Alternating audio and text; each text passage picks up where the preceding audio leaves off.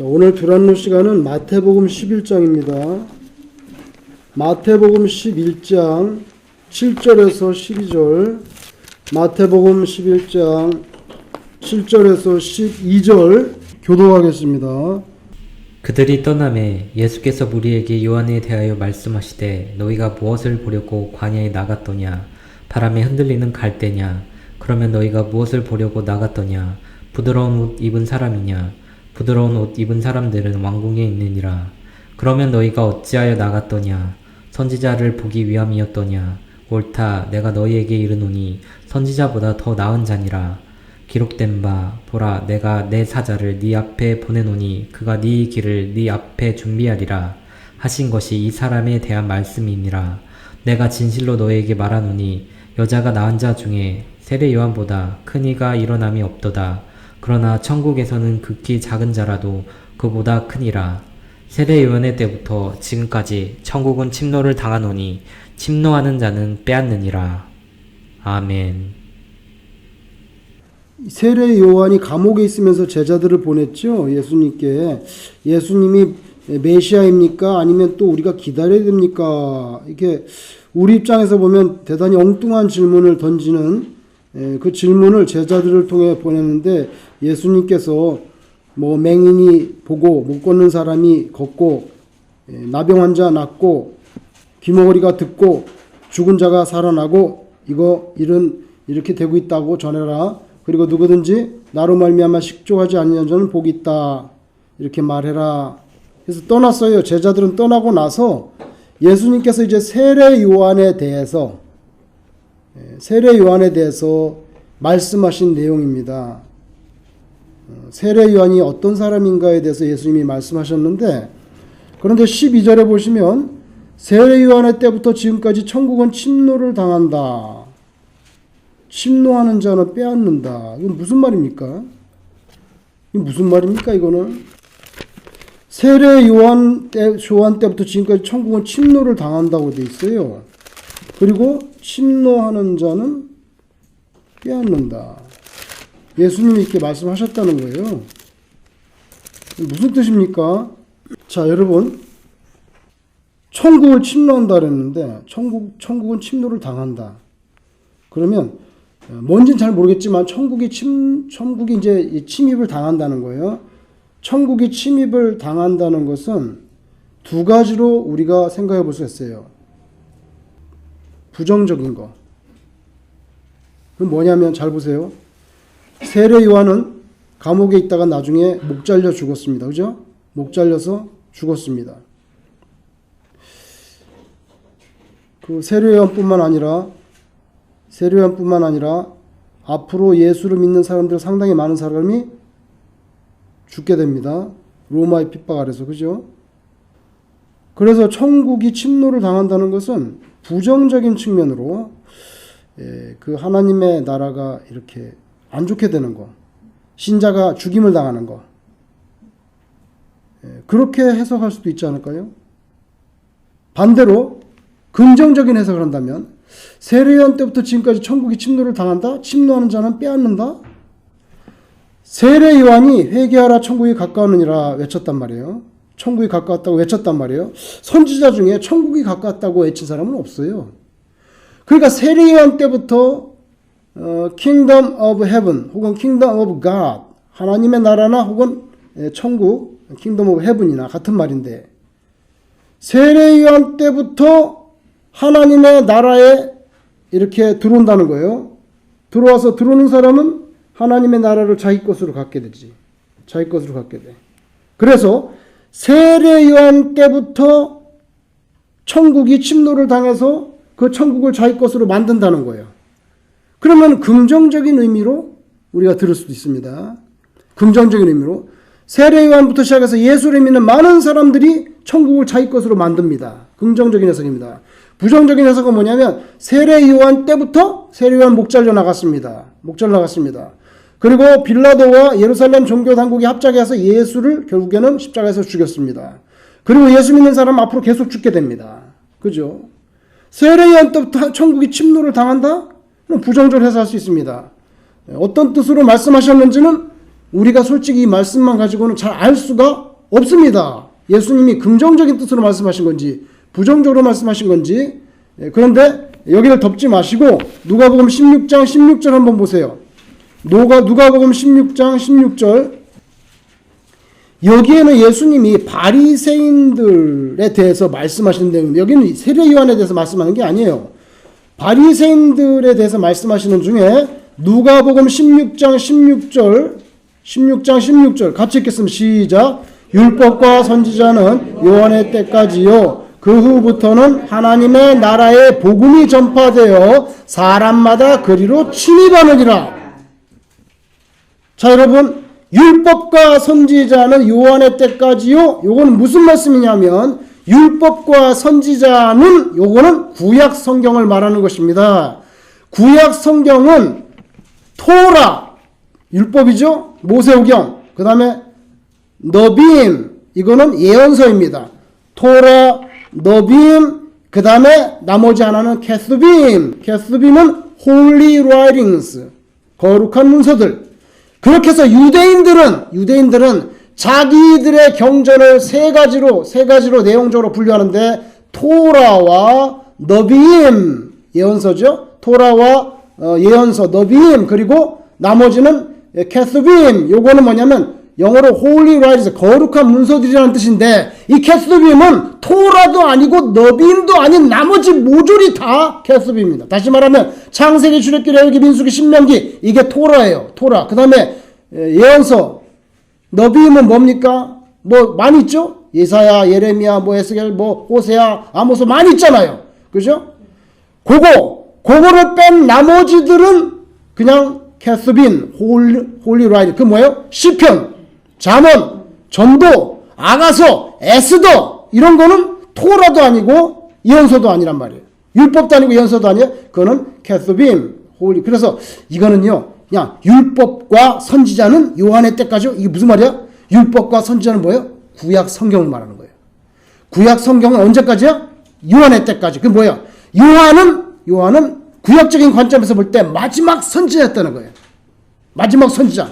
선지자는 뭐 하는 사람인 줄 아세요? 죄를 지적하는 사람이 선지자예요. 죄를 지적하고 잘못했다고 하는 사람이 선지자예요. 선지자와 반대는 제사장이 있어요. 제사장은 뭔지 아세요? 이리 오라고 제사 드리고 용서받자. 좀 달라요. 문맥이 달라요. 제사장은 모든 이스라엘의 죄를 끌어안고 자기가 하나님 앞에 나가서 제사를 드립니다.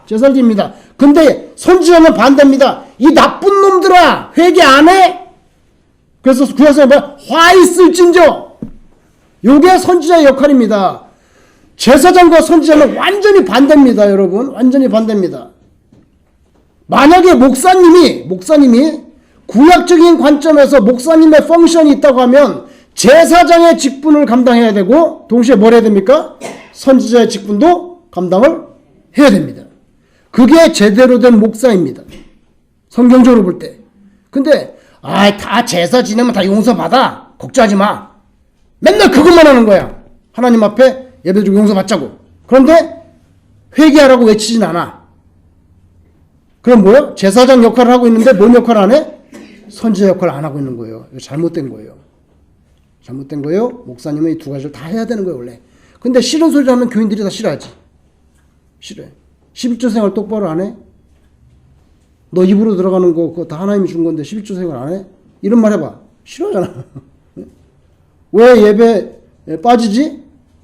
싫어하거든. 그죠? 싫어해.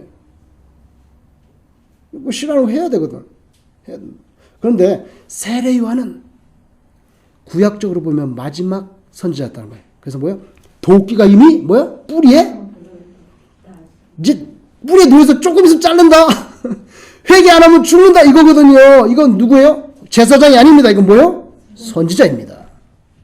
그래서 여러분 율법과 선지자는 다시 말해 구약 성경 관점에서 볼 때 요한의 때까지. 구약 시대는 어디요? 여기 율법과 선지자는 구약 시대는 어디까지? 요한의 때. 요한은 세례 요한을 말하는 거죠. 세례 요한의 때까지 끝났고 그 다음부터는 신약이라는 거예요. 자, 그 후부터는 하나님의 나라의 복음이 전파되어 사람들이 그리로 침입한다. 이건 긍정적인 해석입니까? 부정적인 해석입니까? 긍정적인 해석입니다. 세례 요한 때까지 해서 구약성경은 끝나고 이제는 많은 사람들이 예수님을 구주로 영접해서 천국으로 뚫고 들어간다는 거예요. 천국으로 뚫고 들어가서 천국을 누구 것으로 만들어? 자기 것으로 만든다는 거예요. 자기 것으로 만든다. 그래서 누가복음의 이 말씀은 세례 요한에게 하는 말이 아니라 그 바리새인들에게 하는 말인데 이것은 긍정적인 의미입니다. 요런 거로 볼 때 아까 마태복음 11장 12절 세례 요한 때부터 지금까지 천국은 침노를 당하나니 침노하는 자는 빼앗느니라. 이걸 어떻게 해석해야 돼요? 긍정적으로 해석해야 된다는 거예요. 긍정적으로. 그죠? 그래서 세례 요한 때부터 이제 많은 사람들이 예수님을 믿게 되고 천국을 들어가게 되고 천국을 자기 것으로 만든다고 그렇게 해석을 해야 된다는 거예요. 그냥 우리가 누가복음 이런 걸 참고를 안 하면 이거는 부정적으로 해석할 수도 있어요. 근데 그런 걸 볼 때 다른 우리에서 성경은 뭐야? 성경을 이해할 때 가장 대표적인 원칙이 있습니다. 뭐냐면 성경은 성경으로 이 원칙이 있어요. 성경은 성경으로 풀어야 된다는 거예요. 왜냐하면 잘 모르겠으면 비슷한 데로 찾아봐야 된다는 거예요. 비슷한 데. 그래서 성경은 목사님의 성경은 목사님의 신학적인 견해로 이렇게 하면 안 되는 거예요. 이렇게 하면 안 돼. 성경은 뭐예요? 성경으로 봐야 돼. 그래야 이게 정확한 이해가 되는 거예요. 정확한 이해가 되는 거예요. 자, 오늘 여기에 세례요한의 제자가 이제 떠났어요. 그랬더니 예수님께서 질문을 합니다. 이 질문은 세 가지를 하는데요. 이 세 가지는 다 세례요한의 정체성을 밝히기 위한 겁니다. 세례요한이 어떤 사람이냐? 첫 번째 질문을 던집니다. 자, 너희가 무엇을 보려고 광야에 나갔더냐? 자, 광야에 나갔더니 이 한국말로는 광야라고 되어 있는데 원문에는요. 그 광야라고 되어 있습니다. 더가 붙어 있어요. 더. 그 광야. 그 광야는 뭡니까? 세례요한이 회개하라고 막 외쳤던 그 광야. 여러분 3장 1절 보세요. 마태복음 3장 1절 보세요. 거길 덮지 마시고 마태복음 이제 3장 1절을 보세요. 마태복음 3장 1절을 보세요. 그때 세례요한이 이르러 무슨 광야?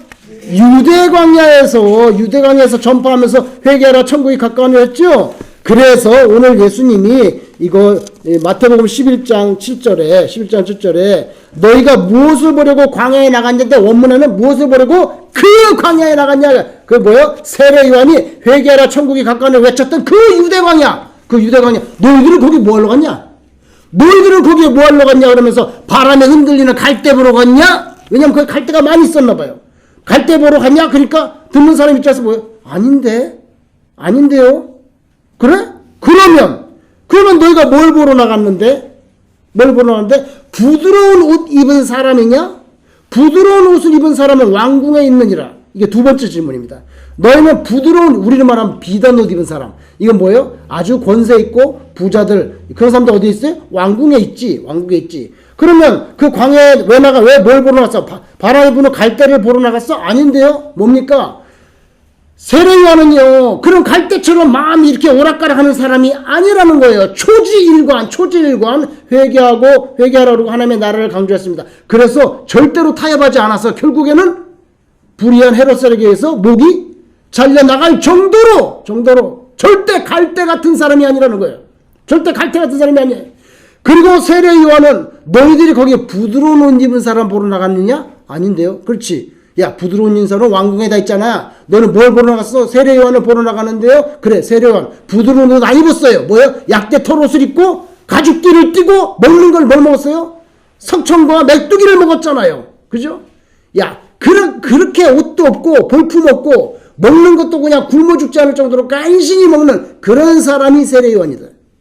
세례요한은 이렇게 바람에 부는 대로 흔들리는 갈대 같은 사람이 아니다. 하나님의 말씀에 서서 끝까지 신앙의 지조를 지키는 사람이었지. 그리고 세례요한은 절대로 음석바지 왕자 같은 아니면 무슨 호사스러운 그런 권세나 자리를 탐하는 그런 아주 세속적인 그런 냄새가 나는 그런 사람이 전혀 아니었어. 약대 털옷 입고 가죽띠 띠고 그냥 먹는 것도 그냥 아주 굶어 죽지 않을 정도로 최소한 먹었던 그런 사람이 아니냐? 세 번째 질문. 그러면 너희는 왜 나갔냐? 선지자 보러 나갔냐? 네. 이런 대답이 나올 거예요. 그래, 맞아. 근데 선지자보다 더 위대한 사람이야. 요게 예수님께서 세례 요한에 대해서 정체성을 밝히기 위해서 세 가지 질문을 던진 중에 마지막 질문. 그러면 선지자 보러 나갔니? 그런데요. 내가 너에게 이러느니 선지자보다 더 나은 사람이야. 왜 그런지 아세요? 모든 선지자들은 앞으로 메시아가 오실 것이다 예언했습니다. 그들은 메시아를 봤나요? 못 봤나요? 보지 못했습니다. 근데 세례요한은 메시아를 봤습니까? 봤습니다. 그래서 훨씬 더 낫고, 많은 선지자들은 예수님이 오시기 전 저 멀리 구약시대부터 이렇게 예언을 했는데, 예수님 오시기 바로 앞에 예언한 예수님의 길을 예비한 사람이 누굽니까? 세례요한입니다. 그래서 모든 선지자보다 이 사람이 더 대단하다는 거예요. 메시아도 만났고, 그리고 바로 내 앞에 있었던 선지자이기 때문에. 그래서 모든 선지자보다 더 낫다. 그런데 11절에, 자, 11장 11절, 마태복음 10장 11절에, 그런데 그렇긴 그런데 내가 진실로 너에게 말하노니 여자가 낳은 자 중에 세례 요한보다 큰 사람이 없지. 그러나 어떻게 해요? 천국에서는 극히 작은 자라도 그보다 크다. 이 이유가 뭐라 그랬습니까? 자, 세례 요한은요, 예수님의 십자가의 죽음 봤습니까? 못 봤습니까? 못 봤죠. 예수님의 부활 봤습니까? 못 봤습니까? 못 봤죠. 예수님의 재림에 대한 인식이 별로 없어 보입니다. 그렇기 때문에, 자, 이 세상에 대한 심판은 완전한 심판, 완전하고 궁극적인 심판은 예수님의 재림 때 일어나는 건데, 예수님의 재림에 대한 것이 잘 확실하지 않은 것 같아요. 그러니까 왜 심판을 안 하냐고 그렇게 말하는 거예요. 근데 우리는 예수님의, 하나님의 이 인류에 대한 구원과 심판의 구조가 두 가지가 있다는 것은 뭐예요? 예수님의 초림, 그리고 뭐예요? 예수님의 재림. 이것까지 알고 있잖아요. 그러니까 세례 요한이 아무리 위대하고 이전에 있었던 모든 선지자보다도 더 위대한 사람이라 할지라도, 이제부터 예수 믿는 사람은 세례 요한보다 더 위대하다는 거예요. 왜? 예수 그리스도를 통한 구원의 사역을 다 알아요. 제일 핵심이 뭐야? 십자가 사건과 부활, 그리고 재림이 있다는 거. 이거는 성도들이 다 알잖아요. 그러니까 천국에서는 극히 작은 자라도 세례 요한보다 크다, 이렇게 말씀합니다. 어쨌든 간에 예수님은 세례 요한을 그렇게 안 좋게 얘기하려는 건 아니고, 세례 요한에 대해서 칭찬하기 위해서 오늘 이 세 가지 질문을 던진 거예요. 그 광야에 너희들 왜 갔니? 갈대 보러 나갔니? 세례 요한은 갈대가 아니야. 그러면 저 부드러운 옷을 입을 본 사람 나갔니? 그런 사람 왕궁에 있잖아. 세례 요한은 그런 세속적인 권력과 지위와 부귀 영화를 추구했던 사람이 아니야. 그럼 너희들은 선지자 보러 나갔니? 그런데요, 선지자보다 더 위대한 사람이다. 그렇지만 천국에 들어가는 사람은 작은 자라도 세례 요한보다 더 낫다. 왜?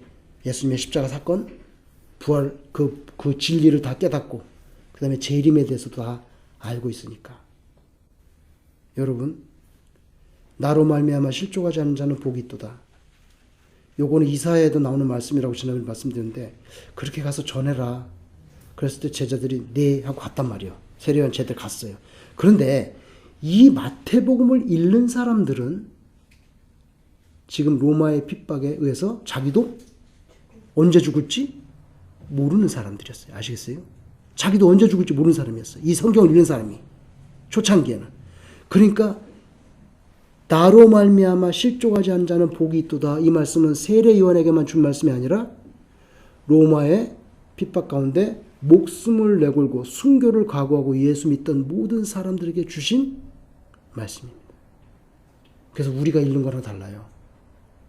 그 사람들이 읽었을 때는 나도 순교할 수가 있겠구나. 우리랑 달라요. 이게 벌써 2000년 간격을 둔 독자들이, 또 성경은 똑같은데 예수님 그 1세기의 초창기 기독교인들하고 2000년 지난 다음에 우리하고는 말씀이 너무 다르게 다가오는 거예요. 다르게 다가오는. 그러니까 그 당시의 사람들은 이 말씀을 읽고 눈물을 쏟았겠지만 우리 눈물이 나지 않아. 나로 말미암아 실족하지 않는 자는 복이 있다는 말을 듣고 아무래도 감동 안 된다고. 근데 이 감동 안 되는 우리들을 끌고 다시 1세기로 들어가야 돼.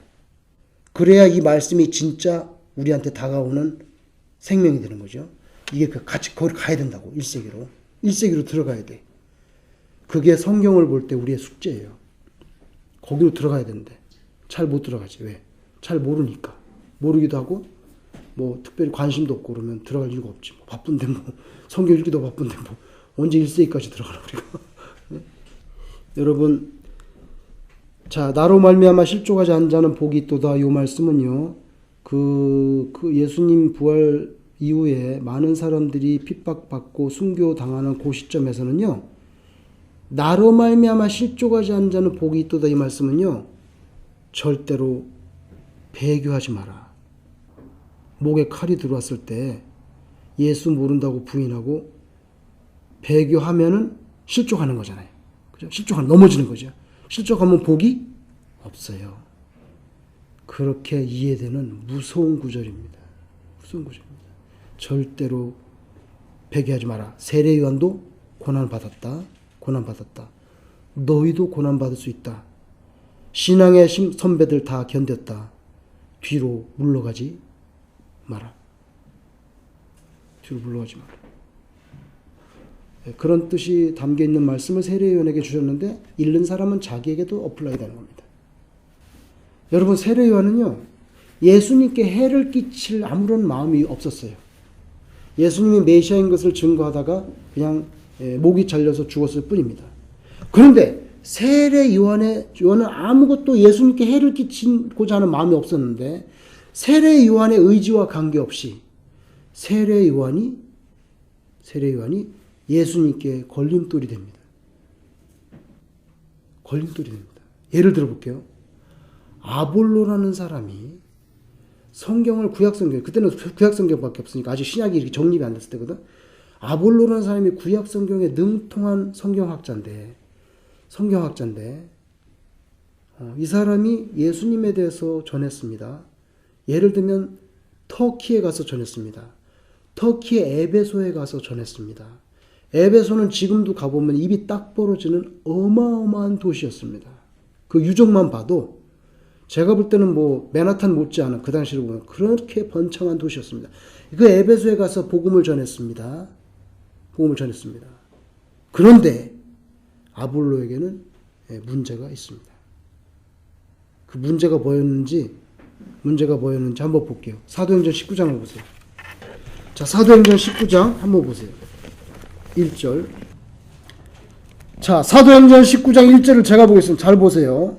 아볼로가 고린도에 있을 때에, 자, 아볼로는 이미 에베소를 떠나서 고린도는 그리스인데 고린도에 와 있습니다. 근데 바울이 그때 에베소를 갔다는 거예요. 잘 보세요. 아볼로가 고린도에 있을 때 바울이 윗지방으로 다녀 에베소는 지금 터키입니다.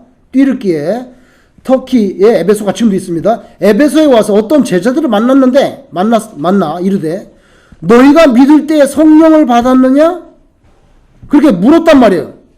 예수를 믿는다 그래가지고 너희들 당신 성령을 받았습니까? 그렇게 물었더니 이르되 아니라 우리는 성령의 계심도 듣지 못하는, 이게 뭐야? 성령이 뭡니까? 성령이 뭐죠? 이렇게 대답이 났다는 거예요. 성령의 계심도 듣지 못하였노라. 바울이 이르되 그러면 너가 예수를 믿어. 너 무슨 세례를 받은 거야? 너는 무슨 세례를 받았냐? 대답하되 요한의 세례를 받았는데요. 잘 보세요. 이거 세례 요한입니다. 그죠? 세례 요한이 옛날에 세례 줬죠. 유다강에서. 요한의 세례를 받았습니다. 바울이 이르되 요한이 회개의 세례를 베풀며 백성에게 말하되 내 뒤에 오시는 이를 믿으라 하였으니 이는 곧 예수라 하거늘 그들이 듣고 세례를 다시 받습니다. 누구 이름으로 받습니까? 예수의 이름으로 세례를 받습니다. 예수의 세례를 받으니 바울이 그들에게 안수함에 뭐가 임합니까? 성령이 그들에게 임하심으로 방언도 하고 예언도 했다는 거예요. 여기 보세요. 세례 요한은 예수님께 해를 끼치고자 하는 그런 마음이 조금도 없었는데 그런데 부작용이 생겼습니다. 세례 요한이 너무 유명하다 보니까 예수님 잘 모르고 그 다음에 예수님으로 의한 불세례, 성령 세례는 더군다나 모르고 그냥 세례 요한만 알고 주로 세례 요한의 준 세례만 알고 있는 거예요. 그러니까 예수님에 대해서 확실히 모르고 더군다나 성령 불세례는 전혀 알지도 못하고 있다. 그 왜? 세례 요한이 너무 거대한 거목이기 때문에 여러분 거목이 있어요. 그러면 거목이 이렇게 있으면 그 밑에는 나무가 있나요, 없나요? 없어요. 너무 커서. 그 정도로 세례요한이 막강한 영향을 끼쳤는데, 근데 세례요한은 그럴 의도는 없었지만 예수님께 걸림돌이 되는 부작용이 있었다는 것을 우리가 알 수가 있습니다. 자, 요거는 하나만 더 보고 우리가 마치겠습니다. 요한복음 1장을 보세요. 자, 요한복음은 훨씬 더 늦게 쓰여졌어. 마태복음보다. 그죠? 요한이 오래 살았잖아요. 요한이 제일 늦게 제자들 중에 죽은 걸로 아는데, 요한은요, 요한복음은, 이거는 세례 요한이 아닙니다. 예수님의 제자 요한입니다. 예수님의 제자 요한이 1장부터 이제 예수님에 대해서 말씀하는데 6절을 보세요. 6절. 자, 6절 보세요. 1장 중에 요한복음 1장 6절 보세요. 자, 하나님께로부터 보내심을 받은 사람이 있으니 그의 이름은 뭐예요?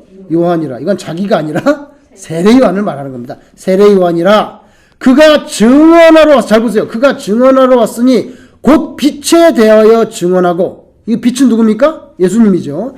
그 빛에 대하여 증언하고 모든 사람이 자기로 말미암아 뭐요? 믿게 하려 합니다. 자기가 예수님 막 전도해서 믿게 하려고 했는데, 그는 이 빛이 아니에요. 이 빛이 아니요. 이 빛에 대하여 뭐요? 증언하러 온 사람이지. 9절.